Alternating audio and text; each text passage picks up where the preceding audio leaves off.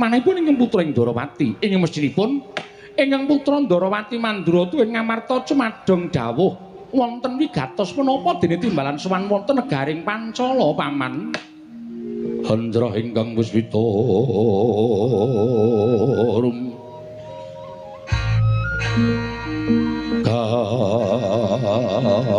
kasilring samirana mrih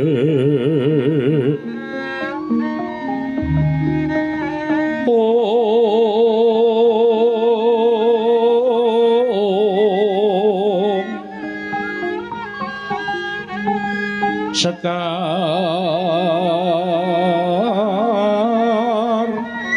kadung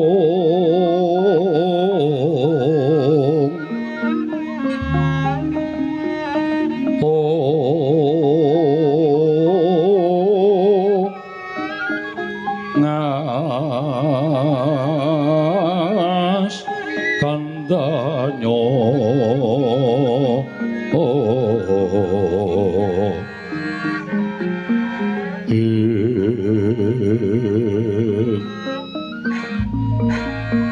maweraras renaning driya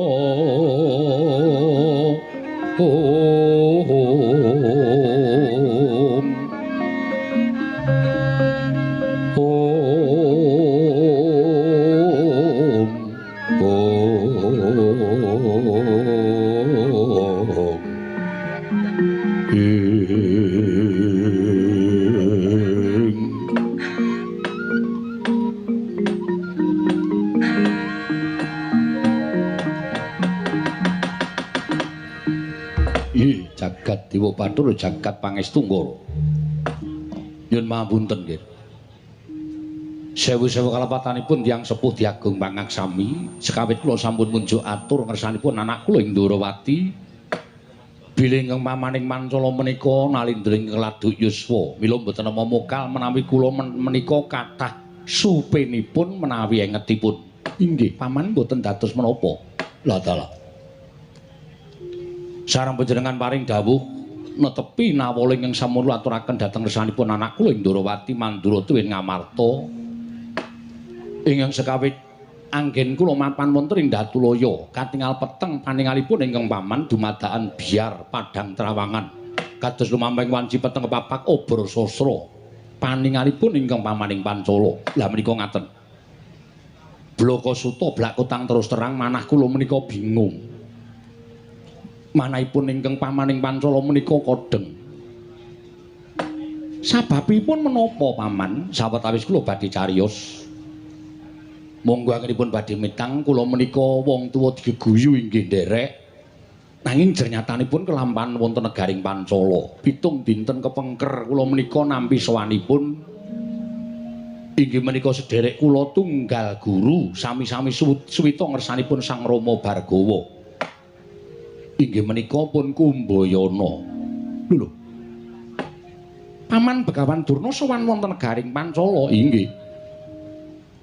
Monggo Durna menika adat sabenipun menawi kaliyan kula menika sengitipun ngigit-igit.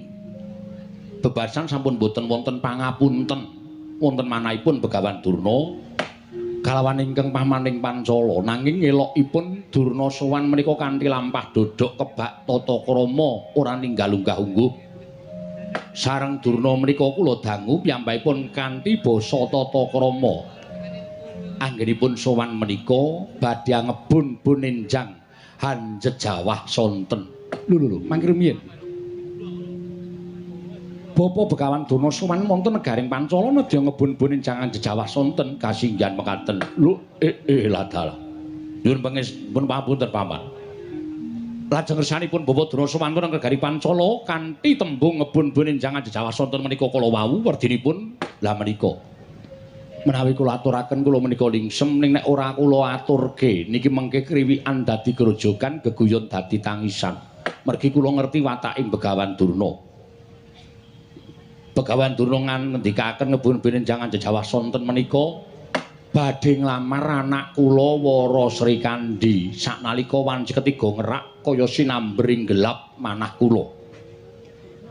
Ing atase Begawan Durna menika yuswanipun sampun keladuk sepuh lah kok badhe nglamar anak kula Wara Srikandhi kathah-kathah aturipun Begawan Durna dhateng ing pamaning Pancala sampun boten kula midhangetaken ingkang kula midhangetaken pungkasanipun aturipun Begawan Durna bilih badhe paring inah 7 dinten inggo kelenggan sak mangke menika wonten ing pasewakan anggen kula gelar menika sampun ngancik 7 dinten ingkang sampun dipun semadosaken Begawan Durna badhe sowan wonten negari ing Pancala nanjihaken kula menehke anak kula Srikandhi menapa mboten. Lah menika nggih. Durna nek kula balak penglamare mesti ngamuk. Monggo Durna menika nadyan nuwun sewu. Kathahing samestani pandhita ingkang dipun ceceda dipun cacat dening tiyang mrika-mrika ning sejatosipun kula menika ngertos lebet lan jawining Begawan Durna. Durna menika nalika nem nami Kumbayana menika sekti kalintang jayaning perang. Mboten wonten satriya wonten ing jagat menika ingkang wantun napaki dhateng kridanipun Begawan Durna. Nadyan kula menika rumiyin sami-sami siswanipun Rama Bargawa sang pinandita kliyang kabur kanginan menawi katanding babakan olah kridaning kasekten kula menika kawon kaliyan Kumbayana menika Blakasuta. Nanging menawi anak kula Wara Srikandhi menika kula paringaken kaliyan Begawan Durna menapa inggih mboten naminipun kula menika nyiksa dhateng anak wedok. Menapa mboten naminipun kula menika nyemplungaken anak kula wonten juranging kasangsaran. Nggih. Rawuhipun anak Prabu Ndarawati Mandratu ing Ngamarta menika kula suwune pepadhang bab lelampahan negaring Pancala menika sampun ngantos dadi dak-dakaning pasulayan kula suwun pangandikanipun para anak-anak kula menika supados sak mangke sagerta asung obor manahipun ingkang bapa ing Pancala menika nggih. Anak Prabu Ndarawati jagat masih saning Bathara wayah Bathara jagat. Yayi kula wonten pangandika ing ngadhawuh. Yayi Prabu ingkang kula suwun supados paring pangandikan langkung rumiyin.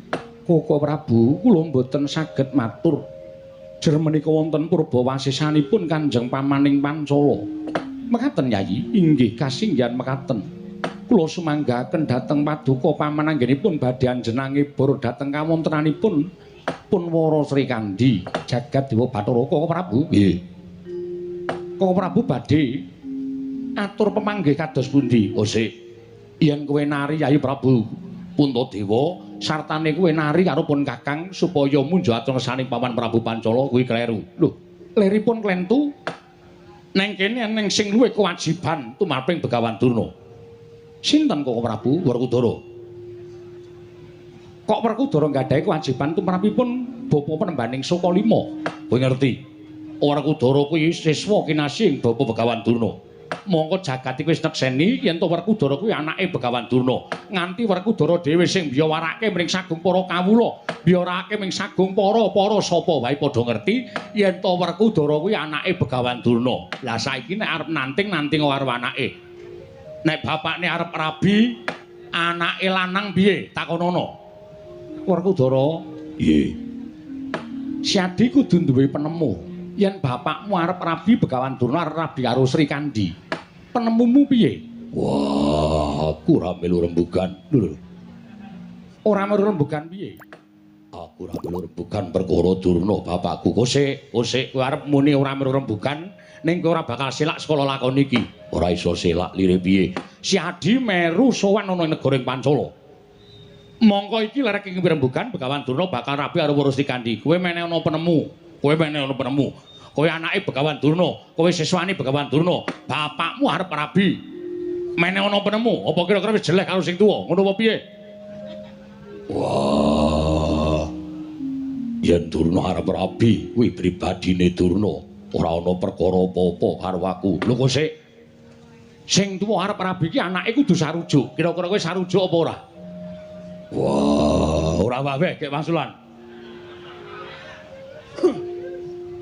Yen miturut aku wong rabi kuwi apik-apik wae. Apik munggo ing kowe. Nanging kurang becik munggo ing wong kiwa tengene. Tegese piye? Durna isih duwe bojo arep rabi karo Wara Srikandhi. Apa ora jeneng larani karo bojone Durna? Mula kowe tarena karo Ibumu ya kuwi bojone Durna. Wah, Baladewa piye? Aja ning kene rembugane. Ning ndi? Ning alun-alun jangkah dadamu. Lho kok sik kok urung-urung arep jangkah karo aku. Aku ngerti. Lek mun areni karo aku mergo arep mirang-mirangke karo aku. Mergo aku murid Durna, Durna kuwi bapakku. Terus kowe nareni karo aku, kowe taren karo aku kon matur luwih dhisik. Kuwi dudu pribadiku, dudu perkaraku ning perkarane Durna. Perkara aku anake Durna, perkara aku siswane Durna. Aku ora melu cawe-cawe babagan Durna, ngene bakan dhaup karo Wara Srikandi. Wis kuwi wae. Agrisna baleni takon, aja takon dosa, tak larak saka kene. Lho wong iki piye to iki? Jarem bukan apik-apik kok nesu iki. Nuwun sewu lah Koko Prabu sajaipun ya mepetaken ora jeneng mepetke. Ning rak wajibe kaya ngono kuwi. Nggih. Kula ngertos. Lampan menika namung dados gegujenganipun para ingkang sami ngertos. Bila anak kula Wara Srikandi dipun lamar dening Durna menika tumrap kula ugi lucu, tumrap kula ugi mboten ketemu ning akal. Nanging lampan menika pancen saestu mekaten kedadosanipun. Nadyan petanganipun tiyang badhe anggayuh utawi badhe nambut saning akrami menika werni-werni wonten ing nyebataken dipun netang mawi bibit bobot lan babatipun wonten ing nyebataken dipun netang mawi wujudipun seneng kenceng kepareng wilujeng lan sak piturutipun. Kula sampun ngertos, ingkang kula kajengaken dinten sak mangke menika pripun anggen kula badhe atur wangsulan kaliyan Begawan Durna. Menawi sak wayah-wayah mangke Durna sowan wonten negaring Pancala. Paman, nuwun pangapunten. Panjenengan menika Nalindra.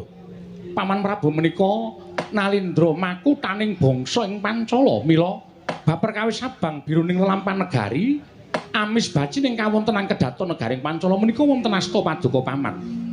Mila panjenenganipun paman menawi sampun kersa tuwin sampun sakmangke katetepaken dados Nalindra ing Pancala, kula kinten sampun ngantos mawas perkawis menapa kemawon.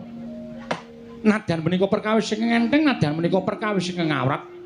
Mbok menawi mangke menawi upami kedah dipun tatoi mawi mblabaring ludira pecating nyawa, panjenengan kedah saged netepi darmaning Nalindra ingkang damel tentrem negaring Pancala. Menawi sakenipun Bapa Durna mangke sasampunipun badhe nglamar dhateng Wara Srikandi. Nampi pangandikanipun paman, mongko Bapa Durna lajeng badhe tumindak ing mboten sakmesinipun. Inggih paman kedah tanggel jawab jer sampun sagah minangka dados Nalindra ing Pancala. Menawi panjenengan paman mboten saged ngrampungi perkawis menika ateges badhe tetel kalandhanipun paman Prabu ing Pancala, paman Prabu Drupada.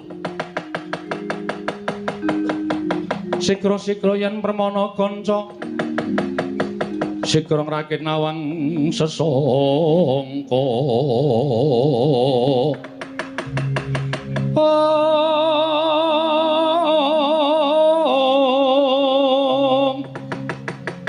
Nalindra marwa sing sang katriku mulung mangrempak ing wadya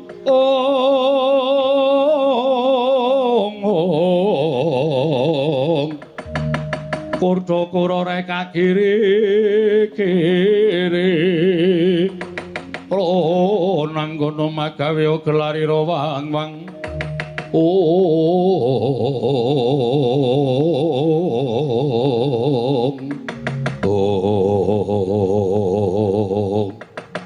dereng ngantos paripurna sami Balwacana kasaru geger njaba apa to kang dadi darunane ora ana mancan krangke Gajah Medha saka Wandilan kejawi namung samyalok yen to ana sawijining brahmana ingkang mantun minggah Datulaya Mancat Pancaniti minggah madyaning Datulaya negaring Pancala samyalok yen to wonten brahmana Sukalima Begawan Durna ingkang sowan ngabiyantara kanthi sampun mawi busana cara pinanganten karya kagat kang samyalot mangrombaing para kawula kanca piyak-piyak ana daya mikir dalu dalan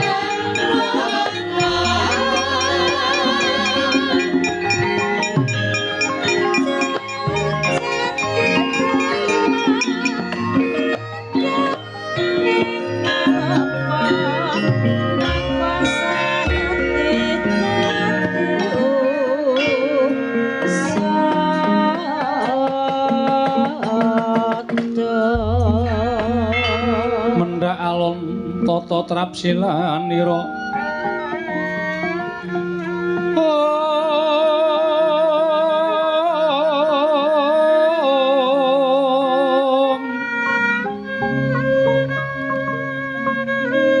ngacomaken astaira kalih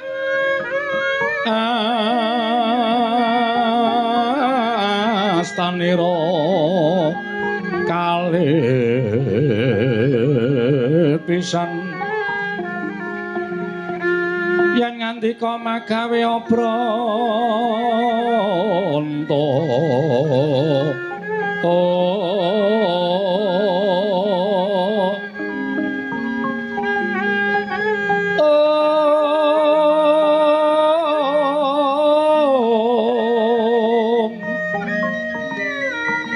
yen ngandika magawe obranta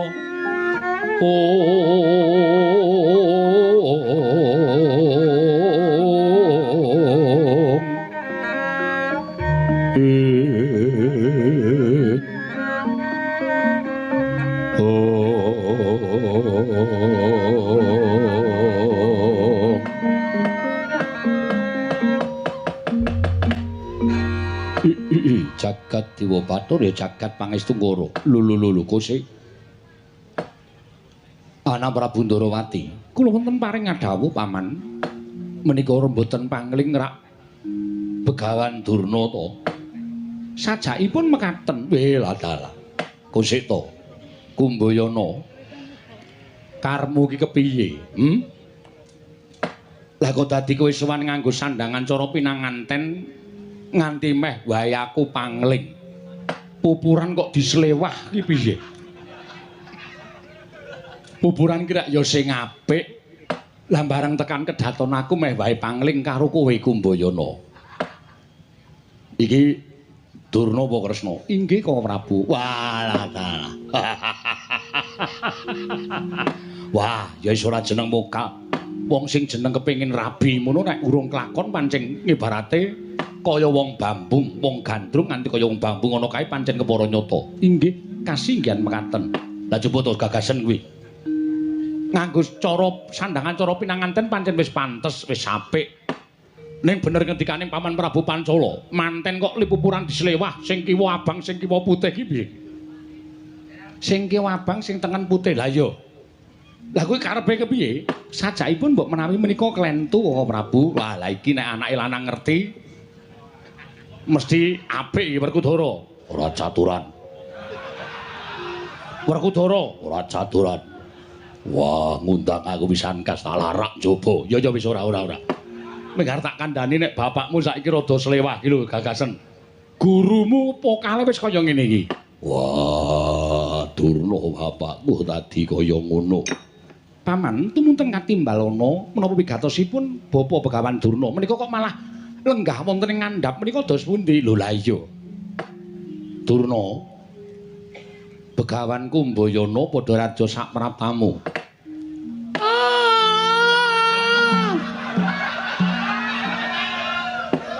Lah, ming oe kok wis blero iki lho. Gondhong pleguduk suwanu gembol Sumarante obela. Kumbayana, kula wonten dawuh Rama. Lho Kosik. Kowe karo aku kuwi kadang tunggal guru. Adate kaya nyebut aku kuwi Kakang Sucitra. Lah kok iki Rama iki piye? Nuwun sewu, sowan kula menika badhe nampi triman. Putra putri panjenengan inggih menika pun Wara Sri Kandi. Ateges kula menika putra mantu panjenengan Rama. Mila nadyan to dereng kelampan nanging kula latihan rumiyin. Mangke mindak klentu Rama Marasepuh. Ora, kuwi ora prayoga. Mboten kedah ngaten. Menawi mboten ngaten kula mangke suduk salira wonten ing mriki. Ya wis. Ya wis yen pancen ngono karepmu ngono sak karepmu. Lah rak ngaten Rama Marasepuh. Kula ngaturaken sembah pangabekti kula kunjuk Rama. Iya, Durna tak tampa. Pangestuku wae tampanana. Kula pun dinggo jimat paribendayana ning kasantosan Rama. Iya. Ram, iya piye? Kula ngaturaken sembah pangabekti kula kunjuk Rama. Iya wis tak tampa. Pangestuku tampanana. Matur sembah sewu nuwun. Bapa Penemban Durna katuran karaharjan Bapa Penemban. Oh, Kakang Mas Puntadewa. Nuwun sewu kula menika ingkang putra. Mboten. Kula badhe dapur Wara Sri Kandi ateges kula menika badhe dados rayi panjenengan. Kakang Mas Puntadewa, Kaka Prabu Puntadewa ingkang ngabdi pun Begawan Durna ngaturaken sembah pangabekti kula kunjuk Kaka Prabu Puntadewa. Kaka Prabu kados pundi? Sampun to dipun nut kemawon, mangke ndak boten prayogi kedadosanipun. Kaka Prabu Puntadewa kok mendel kemawon? Iya. Adi Penemban Durna. Pangestuku tampanana Adi Penemban. Lah rak ngaten ateges daya sampun setuju. Kula dados bojonipun Wara Sri Kandi. Oh, lole mukti awak ora kaya dina iki. Bapa Penemban Durna winantu ing karaharjan rawuhipun. Oh, Kaka Prabu Kresna ing Ndarawati. Kula mening putra ing Ndarawati. Mboten panjenengan kedah kula sebat Kaka Prabu amargi kula badhe dados rayi panjenengan. Oh, ngaten. Inggih. Oh, inggih. Adi Durna winantu ing Suka Karaharjan. Ampun basa to karo adine kok basa. Mangke kula mboten sekeca. Mangke pindah nek mboten sekeca. Iya, Durna. Adi Durna padha raja sak praptamu. Tansah winantu ing Suka Basuki, Kaka Prabu. Bekti kula kunjung nggih, Kaka Prabu. Iya, Adi Durna tak tampa pangestuku tampanana Begawan Durna. Kula pun dinggo jimat paripendayana ning kasantosan. Dik. Adik Durna. Oh, Kaka Prabu Baladewa. Iya, aku kakangmu Mandura. Syukur. Durarja sak praptamu. Pangestunipun Kaka Prabu Baladewa winantu ing Suka Basuki bekti kula kunjuk Kaka Prabu. Iya tak tampa. Wah, dalah bagus timen nggonmu dandan manten. Oh, inggih menika wonten ing salon. Oh. Ngono to. Inggih. Dipun sekecakipun, sekecakaken lenggahipun. Ya wis ora kurang prayoga. Sapa sing nderekake? Inggih saperangan menika wau namung kalian Asatama. Oh iya, nendi wong iki? Wonten ing Jawi Kaka Prabu. Ya wis prayogakno. Inggih. Ayo gek kowe. Werkudara. Nggih. Ayo gek kowe mbagekno. Wah, isin aku. Ora sah isin nyatane kaya ngene kok dadak isin iki piye? Durna bapakku. Aku ngaturake sembahku katur Durna bapakku. Kakang Mas Werkudara. Aku anakmu murid Werkudara. Wiwit dinten menika panjenengan dados kadang kula sepuh Kakang Mas. Wah, inggih mboten menapa-menapa. Apan kedah mekaten kodrating jagat ing sampun jinerat dening para Jawata. Inggih menika utamanipun Bathara Narada. Iya. Aku kudu nyeluk piye? Kedah nyebat adik kalian kula. Yo, Adi Durna. Lah, rak tenan. Wah, cerewet. Lah aku ki mengelokke kok. Ngelok rasa dilokke. Adi Durna padha raja sapraptamu. Kakang Mas. Kang Mas Bratasena, winanting suka basuki sowan kula bekti kula kunjuk Kakang Mas. Iya, tak tampa. Bekti kula kunjuk Kakang Mas. Iya, tak tampa. Pangestuku tanpa ngono. Pangestuku tanpa ngono. Wis ngerti. Kok Prabu kok senengane bebeda Werkudara lho. Wong isin kok dibebeda terus. Ya men, lah aku mangkel kok. Neng alun-alun mau jaran anu gajahku digetak karo Werkudara. Aku tiba saka gajah. Gajah liwat kok di karang ngono. Panjenengan menika ngai gojek kanan Werkudara kok kaya bocah cilik. Yo, pangestuku tampanono. Kula pun ning jimat paripendayana ning kasantosan, Kang Mas Werkudara. Yo, prayogatna Durna. Sampun mboten kirang prayogi. Adik Tresna. Mboten bakaken kalian ingkang neraka, Adik Tresna. Bapak Begawan Durna, kula ngaturaken sembah bekti kula kunjuk. Lho, rak bola-bali dadak dicontoh niki piye ta ya? Wis takan sampun matur pun sawangsul kedah nyeluk kalian kula menika klebet Kakang Mas. Kakang Mas, para Srikandhi menika ingkang Mbakyu, kula rabi kalian para Srikandhi atesipun, kula menika Kang Mas Ipe. Oh inggih, Kakang Mas Kumbayana bekti kula kunjuk. Terus jemena ngaberti karo wong tua tak tampa. Pangestune Masmu tampanana ya terus jemena. Kula pun dinggo jimat paripendayana ing kasantosan. Kakang Mas Kumbayana prayogaken anggenipun lenggah. Oh ya wis ora kurang prayoga adiku terus jemena. Wis malah ora karo-karuan kahanane. Karo-karuan kemawon. Rama, sampun ngantos dipun penggalih. Samenika kula badhe nanjihaken dhateng kawontenanipun para Srikandhi. Sekawit kula sowan ngersanipun Kanjeng Rama Mara Sepuh. Bilih kula badhe nglamar pun para Srikandhi, kula semados 7 dinten engga kelengganing gedinten sak mangke menika sampun ngancik 7 dinten.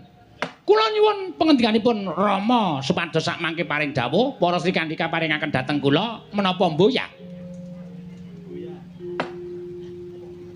Anak Prabu kados pundi? Iki kula semanggaken paduka Paman Prabu Pancala. Ini ya Durna. Wong rabi kuwi gegarane pirang-pirang. Iki. Seneng kenceng atine, kepareng sing dadi keluargane, wilujeng tegese diwilujengi wong akeh, diseksekke wong pirang-pirang. Monggo utamane wong gayuh utawa wong bakal nambut ning akrama kuwi cagak sing kukuh bakuh mau ming pawitane seneng. Leres. Lah saiki aku tak takon karo kowe. Mangga. Kowe seneng karo Wara Srikandhi. Jeneng wong keplok kuwi tangan loro. Leres menika wong keplok kudu tangan loro. Nek tangan siji ora bakal muni. Iya. Wong keplok tangan loro kuwi tegese yen wong arep rabi kuwi sing lanang ya tresna, sing wadon ya tresna. Lah saiki aku tak takon. Yen kowe wis tresna karo anakku Wara Srikandhi, lha apa kira-kira anakku Wara Srikandhi tresna karo Begawan Durna? Loh, mesinipun ngaten. Keplok menika kedah tangan kalih. Woncatanipun kula wantun nglamar menika tegesipun kula sampun saged mbuktekaken menawi keplokipun manahipun ing Begawan Durna kaliyan Wara Srikandhi menika sampun gambuh, sampun gathuk tuwin sampun cocok. Anggenipun badhe ngancek wonten ing gapuraning gesang. Ngono ya? Inggih. Wis ketemu karo anakku? Dereng. Lho, lah nek durung ketemu wong kuwi lek iso ngerteni tresna menika kuwi kanthi cara piye? Pendak-pendak kula sowan wonten negaring Pancala, Wara Srikandhi menika tansah balang liring. Mengawa wadon menika nek wis gelem balang liring, tegese wis wani nglirik. Monggo kanthi nyolong-nyolong. Menika teges wong wedok menika sampun nggadahi raos dhateng piyai kakung. Monggo Sri Kandi menika pendak-pendak kula sowan wonten ing Garing Pancala menika tansah nyolong-nyolong anggenipun lirik dhateng Begawan Durna. Menika teges para Sri Kandi menika janjanipun manuwun jenenganipun sare. Menika seraken susu. Menapa tegesipun sampun wonten raos wonten salebeting manahipun pun para Sri Kandi raos remen kaliyan kula namung dereng kawiyos wonten ing lesan kemawon. Oh ngono. Inggih. Selasa kliwon demben. Ya. Malam Jumat kliwon demben kula menika sampun ngimpi. Urut terus anggenipun nglimpi menika tansah pinanggih kaliyan para Sri Kandi. Lho, ketemu karo anakku. Inggih. Monggo wonten ing madaning pasumpenan menika para Sri Kandi nggih sampun mbuktekaken anggenipun tresna kaliyan Begawan Durna. Wangsul wangsul para Sri Kandi menika napa nika mlebet wonten ing pasumpenan kula. Mlebet wonten ing pasumpenanipun Begawan Durna. Menika teges menika sampun dados garising dewa. Bilih para Sri Kandi menika dados jaturanipun ingkang putra pun Begawan Durna ingkang putra mantu pun Kumbayana. Ya. Dos pundi nggih? Paman wonten dawuh. Menawi Paman Prabu Pancala sak mangke bingung raosing penggalih, samangke ngaten kemawon. Jare ingkang badhe nglampahi menika rayi kula pun para Sri Kandi. Bobol boroting lelakon dipun pasrahaken dhateng pun para Sri Kandi. Para Sri Kandi katimbalan sowan wonten ing Datulaya dipun tanting kersa menapa mboten ngladosi karo Begawan Durna. Nek pancen para Sri Kandi menika mangke kersa ngladosi Begawan Durna, sumangga jrembug menawi menika sampun kodrating Hyang Mahanasa. Ning nek para Sri Kandi ora gelem Begawan Durna badhe meksa panjenengan sampun tumut-tumut kula tak weruh kaya ngapa klidaning Begawan Durna apa kira-kira isa ngungkuli kadigdaning Ratu Mandura. Sabar. Ampun kados mekaten menika bab raos, bab ati, bab katresnan, mboten kok babagan atosing balung uleting kulit. Menika tumrap kula mboten prayogi. Ning tumrap kula cocok. Para Sri Kandi katimbalan mriki kemawon. Sowan ngabiyantung sapaduka Rama Mara sepuh kula Prabu Drupada. Menawi para Sri Kandi samangke kersa ngladosi dhateng kula, mboten wonten ingkang saged mepalangi. Ning nek para Sri Kandi nggadahi panuwun menapa waton mboten tumuruning Sang Hyang Rembulan wonten ing Janaluka, Begawan Durna sagah minangkani. Durnaina panalingan lur majaring ratri. Linenggak jangganira kapisanan.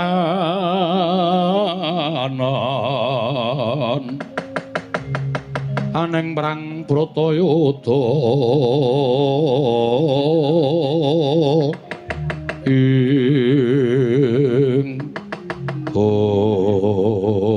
Terus Jemena wonten maring ngadhawuh Rama mlebu taman kaputren negaring Pancala ingsun mundhut sawane atmajan ingsun para Sri Kandi non ngestaken dawuh nyuwun pamit madhal pasiran sing ati-ati aja kaya bocah cilik.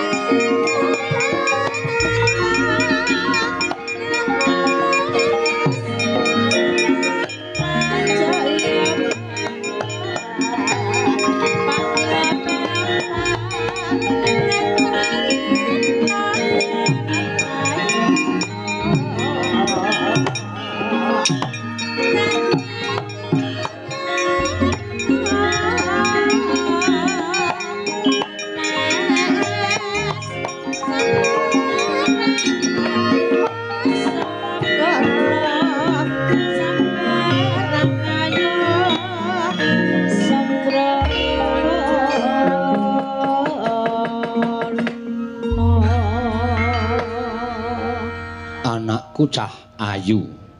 Anakku cah manis, Sri Kandi. Padha raja sapratamu. Men pasang Kalimantabe tinepi kula dune dumawahing tawang-tawang Rama Prabu kepareng ngaturaken sembah. Sumeng meng mabekti kula kunjuk sandhap padha paduka Rama Prabu. Ya, tak tampa. Mestine wae kaget atimu pun Rama timbaling abiyantara ana ing Datulaya. Kumejot arang sing manah kula Rama. Wonten wigatos menapa? Menawi ingkang putra badhe nampi pidana lajeng dudusan menapa ing kula sandhang. Nanging menawi ingkang putra badhe nampi kanugrahan lajeng lelabetan menapa ing sampun kula tindakaken pareng kula cemadung dawuh Kanjeng Rama. Oh, lole. Aki krungu suarane aku wis ndredeg kabeh kaya ngene. Pri Kandi madhep rono rambute diore bar kramas.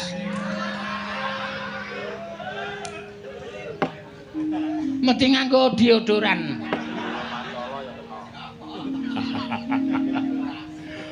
Bapakne Werkudara ki rada modern ngerti deodoran barang cerewet. Yo wis aja nesu. Para Sri Kandi. Aku tak ungkuri wae senengku ora jaman-jaman. Oh, ala wong wadon kok gegere kaya ngono. Buntutmu urang pirang-pirang. Ketok nek cethil kowe. Ning ora apa-apa Sri Kandi, ora apa-apa wadon kudu iso gula mentah bali wisma. Kudu pelit, nek ora pelit boros. Oh, ngrekoso uripe awake dhewe. Sri Kandi, kula wonten maring adawuh, kowe ngerti sapa sing gunemanane mburimu?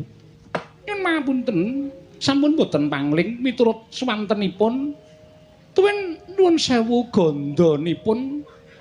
Pendak-pendak nyuwanten menika gandha nyuwun mapunten kados dene jengkol. Menika Begawan Durna. Eyang Begawan Durna. Lah, kuwi Begawan Durna sowan mrene nyebut aranipun Rama Mara Sepuh. Kuwi karepe nedya nglamar marang anakku wadon winengku garwa binaya ana ing Sokalima. Gandri. Begawan Durna nglamar dhateng kula. Iya, tembunge ngono. Tobat wong tuwa ora nyebut. Mengari mendem kok kokean polah. Tobat. Nyun mapunten lho Rama lajeng Rama paring dawuh menapa? Lah aku ora iso wangsulan. Mesinipun Rama menika saged paring pangan dawuh. Jenenganipun paduka Kanjeng Rama menika dados Nalendra Negaring Pancala kenging menapa putra panjenengan para Sri Kandi badhe pinangku garwa dening Begawan Durna. Menawi panjenengan Kanjeng Rama menika maringaken dhateng putra teges kula menika badhe dawuh wonten jurang ing kasangsaran. Menapa inggih saged kula ngadosi dhateng piyai sepuh kados mengkaten Mbah tobat kokean penjaluk. Monggo wong tuwa ki ya sanget dikapak-kapakno ya ora iso. Satriya Nalendra tuwin pinten-pinten para nerpati ra inggih kathah ingkang nem tur inggih bagus. Lah kok badhe kula dipun bawahaken Begawan Durna menika panjenengan menika badhe ngesaraken dhateng putra panjenengan piyambak. Kosik aja kaya ngono. Wong arek lakon iki kudu wong arek lakon iki kudu tatak tanggo-tanggon. Dunekke apa-apa ora apa-apa. Kowe ngunekke aku piye-piye ora apa-apa para Sri Kandi. Ning watone kowe engko gelem karo aku. Oh, ora-orane ki tiba ning Patasuri. Kowe wis tiba ning jurang kasangsaran. Lho piye tembunge kuwi mau piye? Tiba ning kasur babut. Tiba ning kasur ora ing 50.000-an. Tipis. Kasurku kandel-kandel. Oh, mesti bakal kepenak kowe para Sri Kandi. Ning nek iki nganti Begawan Durna iki mengko tak tolak mesti wae nesu. Wong aku ngerti wateke Begawan Durna ya si Kumbayana. Batoban prabon. Nanging duka lajeng badhe damel kisruh wonten negaring Pancala panjenengan mboten satumut-tumut. Apa kira-kira Begawan Durna iso ngungkuli kadigdaning para Sri Kandi? Lho, kosik to, kowe iki wong wadon. Nyuwun pangapunten. Nadan kula menika wadon nanging kula gadhahi kaprawiran, kula mboten badhe kawon kaliyan para priya. Kula mboten kepengin kaliyan jamakipun kakung ing sami wantun majeng wonten ing pabaratan. Ya, ning kok dadine ora prayoga. Lajeng kersanipun saiki ngene. Upama kowe duwe penjaluk apa, mengko ben Begawan Durna minangkani. Nek Durna iso minangkani, ya kowe kudu tetep karo sing mbok ucapake nglabuhi utawa ngladeni Begawan Durna. Ning yen Durna ora iso minangkani panjalukmu, iki dadi dasar nggonmu iso wal saka regabane Begawan Durna. Para Sri Kandi. Wanudya yutama ngambar arum. Aduh. Ngambar arum sang kusuma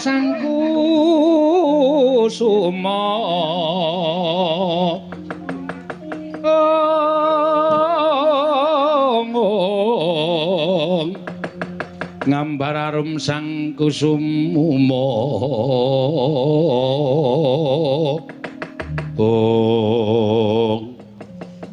nuwun sewu Bapa Penemban Durna. Iya.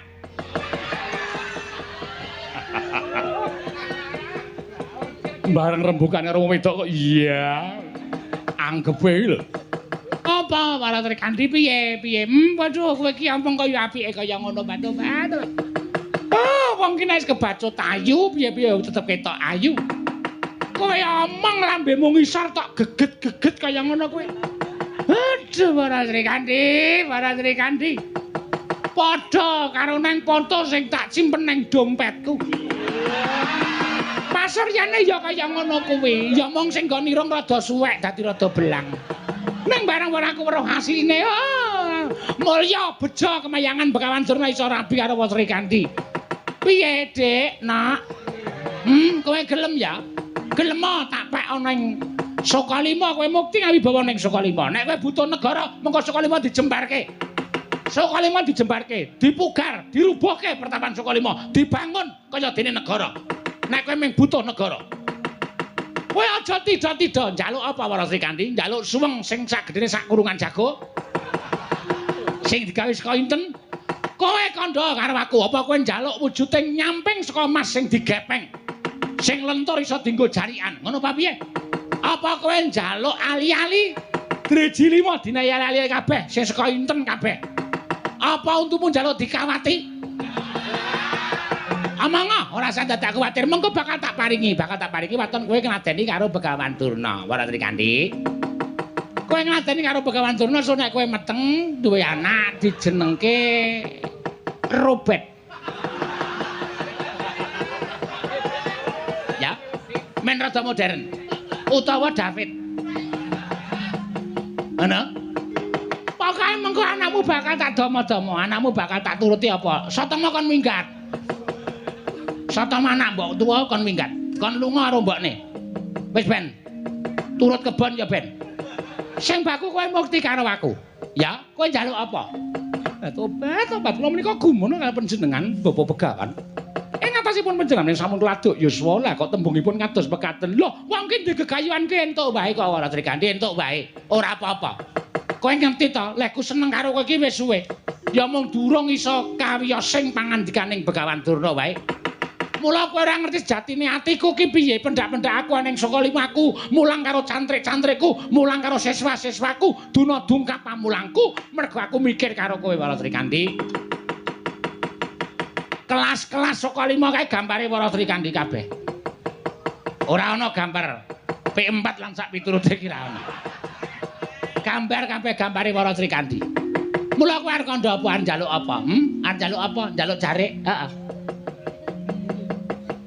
Andrak, apa piye? Kowe njaluk daster. Sadurunge kowe gelem karo aku wis tuku daster pirang-pirang wis tak centelke. Nek Sukalima wis tak centelke. Ana sing sak dengkul, ana sing dhuwur dengkul. Pokoke warna-warna, sing kene nganggo tali ya ana. Mengko nek kowe mampu mengkari tak udari taline der.